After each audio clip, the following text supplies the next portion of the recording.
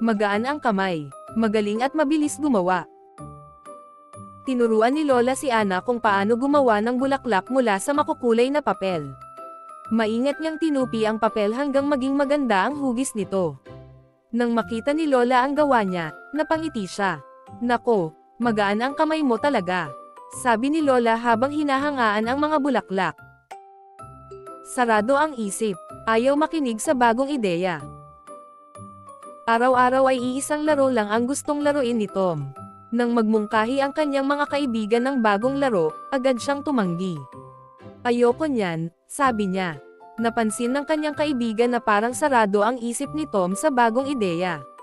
Nang subukan niya ito sa wakas, napagtanto niyang masaya pala ang bagong laro. Mabigat ang kamay. Mabilis manakit o manulak kapag galit. Kapag nagagalit si Leo, minsan ay naitutulak niya ang kanyang mga laruan o kaklase. Napansin ito ng kanyang guro. "Leo, huwag kang mabigat ang kamay sa mga kaibigan mo," sabi ng guro.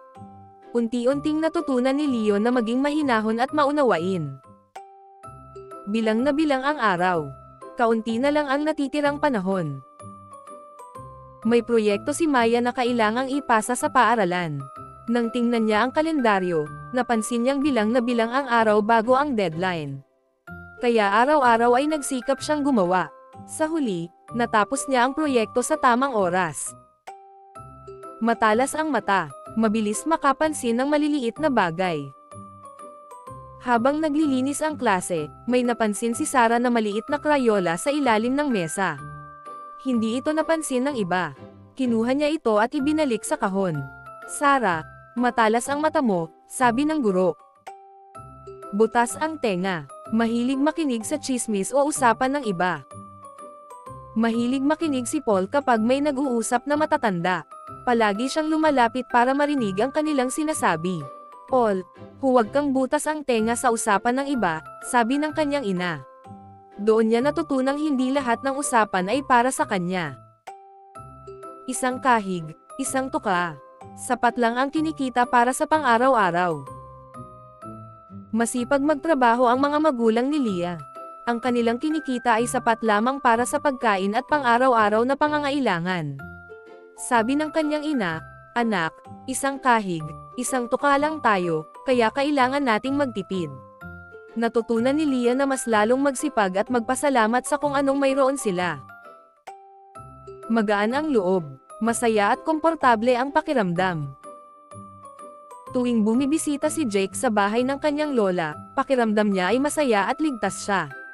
May mainit na yakap at masarap na pagkain ang naghihintay sa kanya. Kasama ang kanyang lola, magaan ang loob ni Jake. Nagbibilang ng poste, walang ginagawa. Matagal na walang ginagawa si Marco sa bahay. Habang abala ang ibang tao sa trabaho o pag-aaral, siya ay nakaupo lamang at walang ginagawa. Sabi ng kanyang tiyahin, "Marco, huwag kang puro nagbibilang ng poste. Humanap ka ng makabuluhang gagawin."